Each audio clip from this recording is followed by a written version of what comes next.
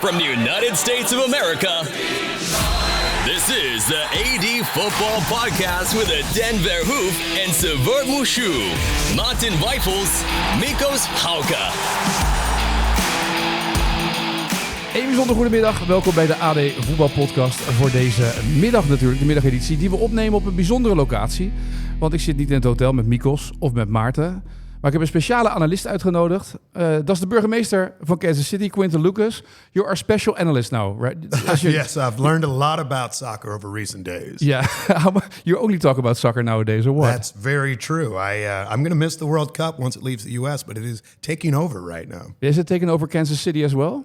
It is taking over Kansas City. Of course, I was impressed the other day by looking at the video out of Houston, where it seems like everyone was Dutch in a city of millions of people in the United States. But I had the good fortune of meeting the king and queen of the Netherlands. Oh, you already met them? Yes, for the Curaçao match last week. Oh, of course, yeah. So they came up. They were incredibly delightful. It was a fun match, of course, for Curaçao and anyone interested in the kingdom and all those sorts of things. But I have enjoyed it greatly. I think it's providing a great buzz for our community. Ja, zoals je zult begrijpen gaat deze podcast vooral in het Engels zijn. We gaan praten over wat het WK brengt aan Kansas City.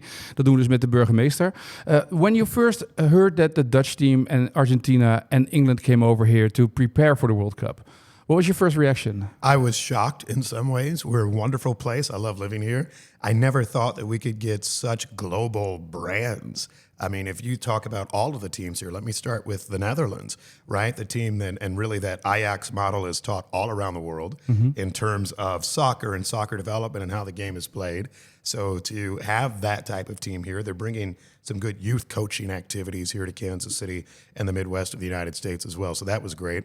That's an exchange, right? They come over here and they also want to develop soccer, as you say it over here. Yes. We say football. Yes, exactly. So we are developing it. You know, football, soccer, it's always interesting, but our NFL people get very personal about it. But NFL is so small. It's minor. Right, exactly. It's all about football and soccer. I would think so. That's, that's a long-term fight in the U.S., and then you add the other, national sides that we have here, England, Argentina. That has been really, I think, quite interesting. Kansas Cityans are blessed with this abundance of exceptional global talent. And I have loved, for once in life, being asked to pick, other than the United States or perhaps Team Mexico, who are you going for? And it's been a lot of fun. Yeah, because you've seen practice a lot. You went to Argentina as well, or not? I went to practice, yes, for Argentina, for England, and for the Netherlands. I want to say that my practice with the Dutch, everyone was incredibly gracious. They were kind. You actually had a good number of what I like to contend are really normal fans. I got to do the naar links, sort of practice. So I'm almost ready for my march to the match. It was this unique, very cool experience to see some of the best athletes in the world in your home community. But what's happening with soccer in Kansas City? Because I've seen the stadium of the KC Current, the ladies, and we've seen the practice location where the Dutch team practices. Cost about $20 million. That's something that a lot of teams in the Eredivisie, our league, are dreaming of, to have a practice facility that is worth $20 million. There's this interesting moment in American sports where you are seeing kind of this incredible buildup of sports facilities. And it's really an arms race that extends not just in our professional leagues, but also in the university system. Started, I would argue, actually in the university system in American football. And you have just seen it build up all around there. The Kansas City Current are interesting. It's a women's team. It is the first women's team to have a stadium built just for them. And thus, it's also the first women's professional soccer team to have those types of facilities long term, which I think rival many men's facilities in our country. Expect them to do even more investment, and so we are very bullish about that. Our male soccer team has great facilities. Our NFL team has good ones, and that's how you start to see how we could have this set of teams here in Kansas City. Yeah, because Mahomes, the quarterback of the Kansas City Chiefs, is also investing in women's soccer. Yes, and he was an early investor in that team. I think he sees the growth in women's sports, and both in women's soccer, women's basketball. Here in the United States, we continue to see real growth. And when I was a kid, a lot of the women's sports focus was in the Olympic sports. You would always have interest there in perhaps tennis. But I think what you're seeing now is in the team sports, huge growth and huge success for the United States. You remember in soccer, we actually are a good deal more successful in the World Cup on our women's teams than perhaps we've been in the men's teams over history. Well, for sure. Big time. Yeah, big time. A big difference, yeah. Yes. Although the American team now is doing Okay. Yeah, it's been kind of fun to watch, right? I think the thing that is interesting, and I had dinner last night with members of your football association. You know, what's with the KVB, yes. Yes, and wonderful people, a delight. What's interesting is how many kids play and how cost is not an impediment to playing in Europe, in South America, and Africa. Whereas in the United States, we still, I think, in soccer, particularly as we develop folks, have so many monetary impediments that you are seeing a challenge long term. And I would argue, frankly, that while that has not been the tradition in basketball or American football or baseball, you're seeing that come up in almost all American sports. It's going to hurt us globally in competitions. I don't know if anybody cares, but that's why you see us not win the World Baseball Classic last year. That's why in the Olympics, you're seeing more European teams in particular challenge us better. I don't think it's a good trend for American sports, at least with our national teams. So talking about Kansas City, we've been here now for almost 2 weeks, back and forth to Houston and Dallas, of course. What does this World Cup bring to the city? Because if I compare where we stayed in Dallas downtown and compare that to Kansas City downtown, even though there's a lot of homeless people on the streets and a lot of people who are addicted probably and laying on the streets, which is kind of sad to see. But it's also a different vibe in Kansas City, better vibe than it is, for instance, in Dallas downtown. Yes. You know, I think there are a few things that are kind of interesting as we think about and talk about the cities. First thing, what does it mean to Kansas City? I have to ask you, sir, have you ever been to Kansas City? No, I always flew over it. Yes, right. And most Americans have too, right? It's known as flyover country. Yeah. And so I think the attention that we receive is something that's very different. I think it's special. The comparison that we've made is Atlanta 1996. Atlanta, Georgia was a fine enough place. People kind of knew about it before then. It was kind of primarily known for the civil rights movement, maybe a few big companies. After the 96 Olympics, they said they were a global city and really have not backed away from that in music, in sport, in lots of places, in filmmaking, right? Georgia and Atlanta have been central to that. That's what we really want as our attention gatherer. I think the other thing that you are seeing, particularly when you compare us to Dallas, there are some metro areas that are just so vastly spread out. And not that we're not big, but I think we've done a better job of bringing things together. So, of course, that brings some of the urban challenges you face from homelessness to crime, but it also means that you have full facilities, good activity, and I think that what I would say to somebody who's listening now, come to Kansas City, you see a great cultural environment, you see in many ways the best of America, and frankly, it's a good deal more affordable than you'll catch in other cities. That's true. And you hear that from a lot of people that live over here or came over here. They say it's more affordable to live over here than it is to live in, for instance, New York or California, because a lot of places like Silicon Valley take over the affordable housing. Yes, exactly. I mean, I think what we still have is a good quality of life, as we would typically push it. But you also, obviously, you have great sporting facilities. You actually have great cultural institutions, outstanding arts, a good diverse community, which I find to be a value in our country too.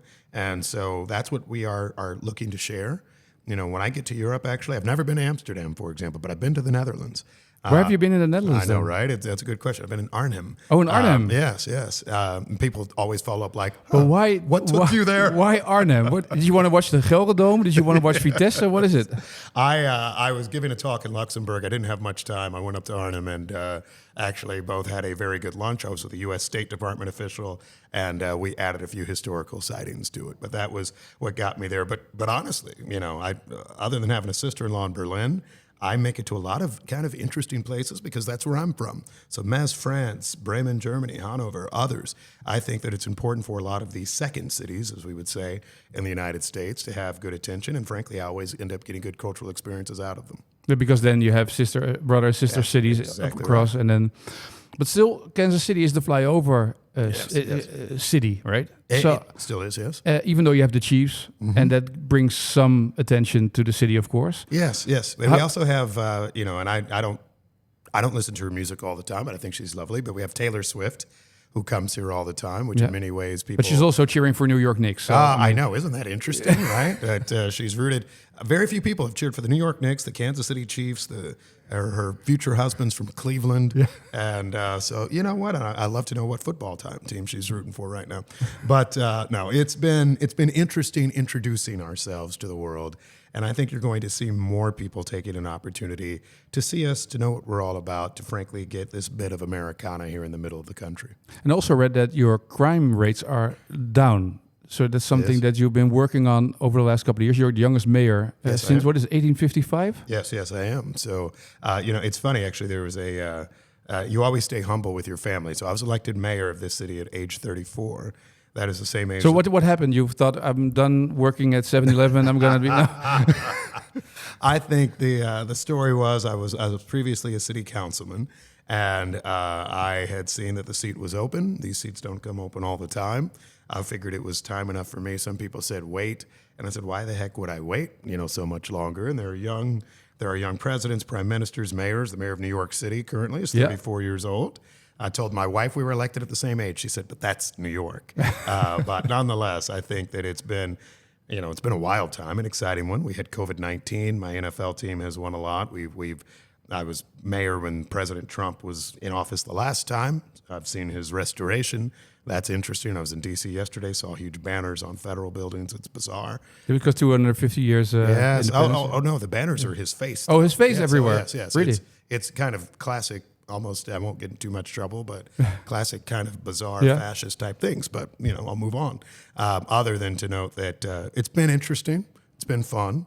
And in terms of how the people of our community are responding, I think people are excited. I think people are very welcoming to our guests. And I think a lot of people don't want a lot of drama during this time. So, but back to your step to becoming a mayor. Yes. Why did you want to become a mayor? Because you've been raised in this city. You've seen it all, poverty, homelessness as well. Yes. No, here's the thing, right? So I went away to school. I went to school in the Ivy League, if you know it. And so I was in New York State. And I thought, all right, will I try to practice law in New York City? Or will I, look to make a real difference somewhere else in the world? And I thought rather than being the millionth lawyer in New York or Washington, D.C., that I can make a real difference in my community with kids in communities that I knew well and experiences that I knew growing up. And so that inspired me to get back. I'm so grateful I made that choice years ago. I didn't know there was a political trajectory necessarily. I just knew that I cared a lot more about being here. Some people in the world like to go to the biggest possible place and, be part of it. That's cool for them. I like to go where I can make the biggest possible difference. So stay a mayor then. Yes. And so, being here was a big part of it. And I think that's a lot more fun than, let's say, being in the United States Congress. So that's something you really have the ambition to stay here for. How long can you stay mayor? I can only stay mayor for another 14 months. Then it's done. And then unless I were to run again someday, then it's done. And then I have to perhaps finally make it to Amsterdam or something like that. Yeah, but you can't become mayor in Amsterdam. You have to be That's so disappointing. Yeah, I'm sorry. You can't have a elected mayor in Holland. I had such a dream. But maybe I'll come fix it all and become a citizen and do what I can. But what do you hope to have left as a legacy then when you leave? Well, I think this is part of it, frankly. I think this is an interesting moment where we've gotten to see how Kansas City can perform on the world stage. I think that's great. We have built a ton of housing, and I'm proud of that. That helps address homelessness. That helps get people off the streets. That helps to lift up our community. So I'm very proud of that. And also, I think we've made great transit improvements. We're getting a lot of attention for zero fare transit. But we still have a zero fare transit rail line. Yeah. We have functionally free fare on our buses. I think we need to make sure we build that out better so that anybody who is poor or working class can get access to how they get around this community. So I think that when you look at great progressive wins in our country, it is not just in New York City or Berkeley, California. It's also here in Kansas City, in the heart of America. Now I have one question from our photographer, Pim Ras. Yes. So Pim Rees, whatever you want. He said the fan walk tomorrow. Yes. Because that's going to be through the city center. Yes, it will. Main Street is going to... It will be on a street by the name of Grand. Grand Boulevard, yes. And then both sides, possible to pass by it or what? Because he has trouble. He's seen the fan walk in Houston. He's seen it in Dallas. It's crowded. It's going to be crowded. It's 15,000 people walking along. Yes. Mexicans in orange jerseys, Dutch people, Americans, everybody wears orange. Yes. So it's going to be crowded. So he's like, how do I walk? Well, here's the thing, right? So it will be crowded. It will be fun. In terms of his shot, and actually it's interesting, the federal authorities are shutting down the drones as much. So really? We'll have to see how the shot works. Tell them not to fly too high. But... It'll be a blast. People let him in and out of the crowd as he wishes. He can get ahead. He can be with the line of the police. We will have the police shut down the street just in case. We want to make sure everything was safe.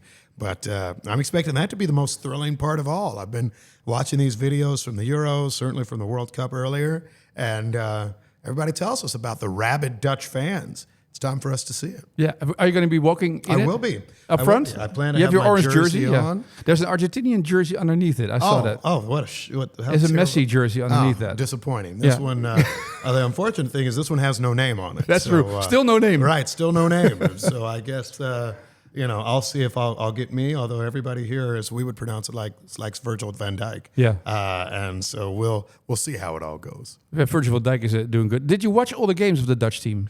I have only seen, because on the night that Curaçao was playing, I was in traffic and walking around the stadium, so I did not catch that full match. I've seen a little bit of Dutch action, but I'm looking forward to, of course, catching it all on Thursday night. And how much of the World Cup action do you see as a mayor of a city? Yeah, I end up catching most of the United States matches.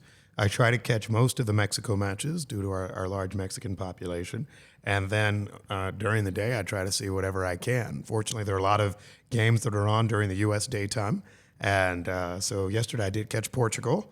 And so I'll continue to try to watch. But particularly with the teams who have camped in Kansas City, I like to follow them a little more closely. I've seen Argentina, England. But I'm excited for what comes ahead. Now you have to make a prediction, right? Because it's a soccer podcast in Holland. Oh, yeah. So now I want to know who's going to become world champion. So I don't know if any of you follow the NFL, but the Team Netherlands, the Dutch, you're a lot like the Buffalo Bills. And by that reference, I mean they've been to the Super Bowl a lot of times but haven't won yet. Yeah. I say it is time for that win. And so we'll forget about the past in the 70s or 2010 in South Africa. I think this is your time to perform well. So I don't know if I'm... But you have to say this because you're in a Dutch podcast, right? No, if you're in an Argentinian podcast, you'll say... No, well, the Argentinians won't even ask me. They're like, we know we're going to win. We don't need anything from you. Vamos a ganar. Pero what I would say is on this one, I mean, Argentina does seem very popular. I'm excited to see what the Dutch bring on Thursday. Maybe I'll reserve my prediction until after I watch them in action. Because that's the biggest difference. You see the Argentinian come in. I heard there's a plus of 2,000% of flights coming in from Argentina to Kansas City. And we got direct flights from Buenos Aires to Kansas City, which has never happened. No. I would love a direct flight from Amsterdam. That would help me get to many other places in the world too. But I think the Argentinians are very excited, very into it, and happy to be in the Western Hemisphere. See how the Dutch take over Kansas City these couple of days, right? Well, I'm looking forward to it. I didn't know we've had as many reporters as we've had for 2 weeks. I welcome you to stay. We have lots of other great things going on. It's a little hot, but... That's okay. It's better than Houston or Dallas. It was even more hot because of the humidity. Yes, it was something. But on the predictions, I expect the Dutch to make a good run.